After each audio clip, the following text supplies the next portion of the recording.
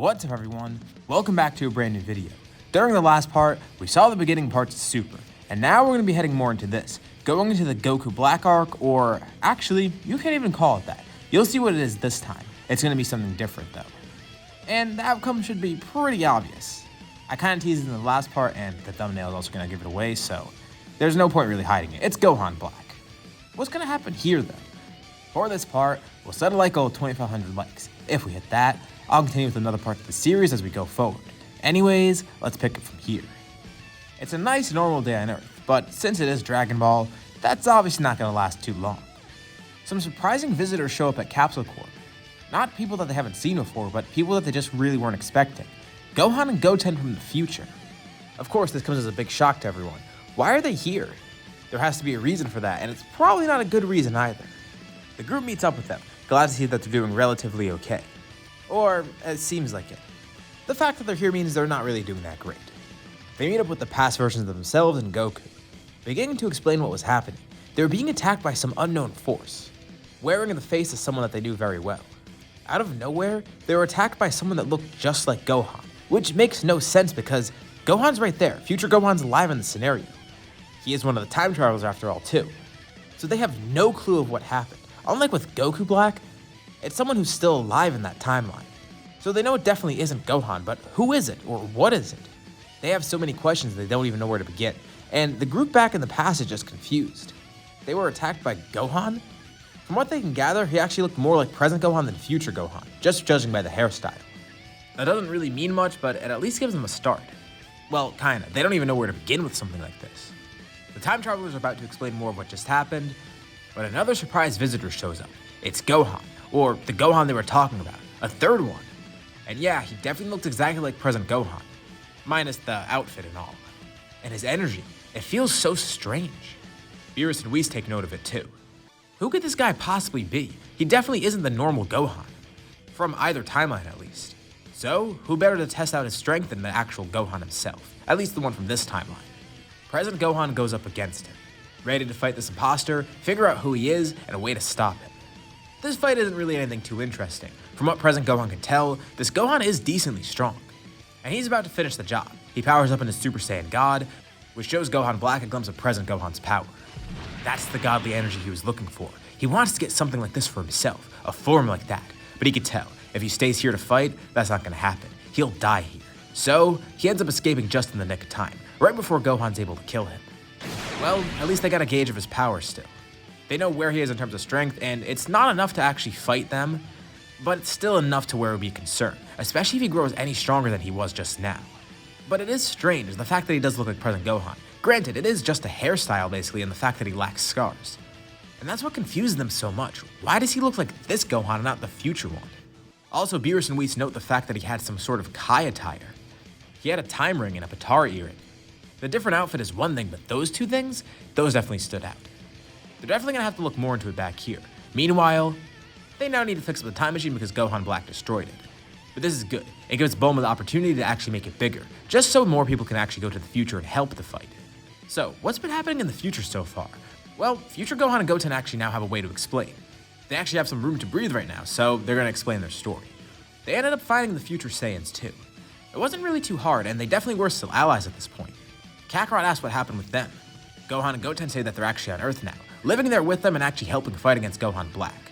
They were only barely just able to escape, and the Saiyans said that these two should go instead. They didn't have enough space for everyone in the time machine, hence why it's only these two. And as far as they know, the last time they saw them, they're still alive, and hopefully they're remaining okay. Gohan Black didn't mention them at all, so they should be fine, and maybe they'll see them once they actually get back there. They just hope everything's going well. Vegeta, Nappa, and Raditz came to Earth not too long ago, only a few years prior to this event. And now they're facing the biggest threat of their lives. But Gohan and Goten have hope. The fact that they're able to come back here is good enough. Some time passes, and eventually the time machine is fixed. And now that it is bigger, more people are going to go to the future. Both Gohans, both Gotens, and Kakarot head there. This kind of seems like overkill, but at the same time, they can never be too safe. They're still kind of unsure about present Goten coming, but he is powerful and he's probably going to be a lot more mature than his canon self. They're not too worried about him, but still a little worried. He really wanted to come on his own accord. He would have been pretty pissed otherwise if he couldn't go. I mean, it should be okay. Like Gohan said, Gohan Black didn't seem too incredibly powerful. He was strong, definitely. But with everyone here, they should be enough to counter him, even if he has gotten stronger in the meantime, which doesn't make sense. There's no way he could have gotten that much stronger in that short period of time, right? Right? Well, they get back there and everything's complete chaos. They meet the future Saiyans too. Thankfully, they're still okay. It's just now there's a bigger issue. Gohan Black did get stronger somehow. He healed completely from his fight with present Gohan. Which, that makes no sense. It's only been a few days. There's no way he could heal from those injuries. Yeah, they weren't really that horrific, but it's not something he's just gonna get back up from. It's something that he heals from in a few days. And he's stronger, so much stronger. It's not just a normal power boost, it's something completely different. And he tells everyone, he has something to show off too. He's finally done it, unlocked a transformation of his own. He powers up, surrounded by an ominous pink key. He turns Super Saiyan Rose.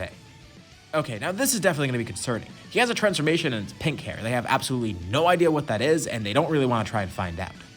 Given the stakes here, and the different mindsets of people like Kakarot and Gohan in this timeline, as much as they'd love to have a fun fight like this, yeah, they're going to want to try and end this as quickly as possible. The two of them power up into Super Saiyan Blue, amazing everyone from the future timeline. Goten looks on kind of bummed. He wants that form too. But whatever, he transforms into Super Saiyan 2. With the future warriors all growing in the same form as well. Yeah, they all have Super Saiyan 2, which is pretty nice. And that just makes it even more surprising considering they weren't able to fight off this future Gohan. It's so confusing juggling 3 Gohans, especially for me recording this. I can't tell you how many times I've screwed up so far just with the different Gohan names. I'll be completely honest. This is kind of annoying to record, but it's cool. We got future Gohan, Gohan Black, present Gohan, all of them fighting. It's a Gohan Battle Royale plus Kakarot, 2 Gotens, Vegeta, Trunks. Oh, see, look, I screwed up there too. I said Trunks. Trunks doesn't even exist in this scenario. It's so hard keeping track of all these dudes. All right, anyways, I'm gonna keep that in. You guys can see the screw up. Anyways, this fight ensues, and even with all these people fighting him at once, he's actually able to hold them off somewhat. But with Gohan and Kakarot there, yeah, that's still an issue. They're both in Super Saiyan Blue, and he can't really counter both of them together. Until he gets healed again, a friend of his joins in. It's a Supreme Kai. Wait, what? Why is a Supreme Kai here? And this isn't their Supreme Kai, it's just another one. Someone they've never seen before. It's Zamasu. And besides him healing Gohan, when they attack him, he just heals too, somehow. No one heals him, he just regenerates. Oh yeah, he's immortal. Wait a second. So there's an evil Kai here, he's immortal, and then Gohan's here with a Kai earring and a time ring? They're kind of piecing everything together, but they still don't get it. So the two of them explain the Zero Mortals plan. Zamasu ended up stealing Gohan's body. At least the Zamasu from that timeline who is now Gohan Black. He saw his performance and the mockery of godly powers. And judging by his innate potential, he decided that Gohan Black would be the best option. And as for this other Zamasu, this is the one from this timeline. And he's immortal right now. He's immortal. That means they're not going to be able to kill him. Wait a second. That gets Kakarot thinking. He tells everyone to hold off Gohan Black. Don't even focus on Zamasu right now. Just focus all their energy on trying to kill that imposter Gohan. He's definitely the main issue right now. Zamasu doesn't like being ignored, but he's easy to hold off. The future Saiyans all hold off him, while future Gohan, future Goten, Goten, and present Gohan all fight Gohan Black. See, I screwed up again. I can't even keep track of all the Gohans, oh my god. Kakarot slips away for a little bit. He looks around the city just for anything he could find, and then he sees, perfect, there's a trash can. This is brilliant, exactly what he wanted. He walks back into the middle of the fight, holding a trash can, and everyone just looks on completely bewildered. Even Gohan Black and Zamasu just look on. What is he doing? Why does he have a trash can? And everyone on Kakarot's side too is just as confused. Kakarot says he knows it looked kind of stupid, but it was the only thing he could find. Why? What was he looking for? Well, there's no time to explain. He also found some cloth and wrote something on it. He's holding it in another hand. He places the trash can down, then looks over at Zamasu. He powers up into Super Saiyan Blue, and then he performs a Mafuba. Oh, that's what he's using the trash can for. Of course, only Gohan and Goten can tell what this is. Everyone else is completely confused still. But they watch as Zamasu is sucked up by some wave of energy, and then placed into the trash can, which is then sealed by Kakarot. Again, I screwed up, again. He places the seal on the trash can, and Kakarot, see, I got it right now. He looks triumphant. This was useful against Boo before, and since this guy was immortal, really the only way to defeat him was kind of sealing him, I guess. And it works, the seal's not breaking. Sure, it's weird to have it in a trash can, but hey, they sealed King Piccolo away in a pressure cooker before, so if that's how the original OG Mafuba was done, Kakarot thought maybe a trash can or just any sort of container would work in general. And it did, it was great. A little strange, but it works, and that's really all that matters. Of course, Gohan Black's infuriated. He tries to attack the trash can, but of course they protect it with their lives. The fight's focus is now shifted to this trash can. Our protagonists have to fight to protect it, while Gohan Black's trying to fight to destroy it. And Gohan Black's getting more and more worn out. As he fights everyone, and now with Kakarot back in the fight too, he's facing more and more injuries, and without relying on Zamasu as a crutch, he can't be healed at all. Of course, he is strong, and his anger does help him get even stronger too. But now, he's at a disadvantage. He's fighting all these people at once. Two of them in particular are really strong, Gohan and Kakarot. And every time he tries to do something, it doesn't work. Now they're getting ahead. Slowly but surely, they're able to wear him down even more and more. And like I mentioned before, Kakarot and Gohan want to finish this off as quickly as possible. Same goes for future Gohan and future Goten. Considering the dire circumstances and their different mindsets in this scenario, they're fighting very smart. Fighting in a way to end this as quick as possible, not even enjoying the battle as much as they would love to as Saiyans. And thanks to a combined effort, they're able to overcome Gohan Black, finally killing him. Alright, so what to do about that trash can now? Well, they gotta make sure it doesn't get mixed up with anything else, because if someone thinks it's a normal trash can and then opens it, then they're gonna end up unsealing an immortal Kai that's gonna destroy everything. So yeah, Kakarot's gonna take this back to their timeline, and hopefully they can do something with that. But besides that, everything's going okay. Thankfully, a lot of the people here in the future are still alive. Gohan and Goten did a great job protecting at least what little was left, and with Vegeta, Nappa, and Raditz helping, things are going even better. It's nice to see Kakarot again, considering he's dead in this timeline, as is pretty much everyone else on Earth.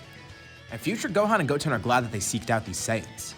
When they initially went back to the past a few parts ago, they never even thought to do so, and now that the thought crossed their mind, they have these three on Earth helping them. 3 more allies, 3 more friends. It's great. And it's weird to see that in the past timeline, they still have contact with the group, but those 3 Saiyans live elsewhere out in space. They don't actually live on Earth. It's strange to see how much each timeline has changed, but they're glad to have caught up with each other. Gohan and Goten are grateful for the help, and they're glad that they got to see their past selves and Kakarot again. It was especially interesting to see Gohan and Goten from the past, seeing how much they've grown. The 2 Gohans basically look the same now besides the scars and the hairstyle. And even though Goten from the past is still pretty young, he's a teenager now. He's a lot more mature, involved in fighting, and it's nice for future Goten to see how much his past self has grown, instead of being a little child like before. But most importantly, the future is safe, at least for the time being. Things went pretty well, and they're glad that it went this way. Everyone says their goodbyes as the group heads back to the past, with the future time travelers then going back to their own timeline. Taking this brand new time machine with them, this will be nice too. Hopefully they'll never have to use it again, but having an upgraded time machine that fits more people like this, it's great. And now that we end that arc, we can head in towards the end of Super. So, what's gonna go on now? Well, of course after this we'll be having the Tournament of Power still. And there's gonna be some pretty big differences in the team and the arc in general. For one, Tenshinhan. This entire time, he feels like Kakarot's kind of forgotten about him. Remember, these 2 are rivals. Kakarot does have a couple of rivals, one of them being his own son. But Ten, he was the OG. And he's been training. He's been training really hard. He wants to showcase the strength of Kakarot, and one day he contacts him, saying that there's going to be a tournament happening. It's nice to catch up with him because the 2 haven't really talked in a while. And Ten says this is the perfect opportunity, a great way to show off his newfound strength. A great way to reignite this rivalry as well. But that's not going to be the only part of the team. We need 10 people. So what's the team going to be looking like? Well, the first few are pretty obvious. Kakarot, Gohan, Goten, Tenshinhan, and Kame. Alright, that's a good start. There's also the Saiyans, Vegeta, Nappa, and Raditz. They definitely would be easy to get on the team, and they are pretty powerful, so Kakarot ends up seeking them out, and they end up joining the team too. But they still need 2 more people. They could get Krillin and ROSHI on the team, but Kakarot has a really strange idea. They don't know if it's going to work, and it sounds kind of dangerous actually. But he wants to recruit a villain, or 2 former villains. What's he thinking of? He turns to Kame. Remember those 2 androids? And this is where we're going to leave off for now. So, what did you guys think about this part? Or what do you think is going to happen next time? Leave your thoughts and suggestions in the comments below. I'll be sure to check them out to see what you guys think. As always, if you liked the video, be sure to drop a like. And let's try to hit that like goal from the beginning of the video so we can get another part of the series. If you haven't already, why not subscribe? As well as hitting the bell icon so you're notified about any future uploads to my channel, including more parts of the series or anything else like it. Anyways, thank you all for watching, and I'll see you all in my next video.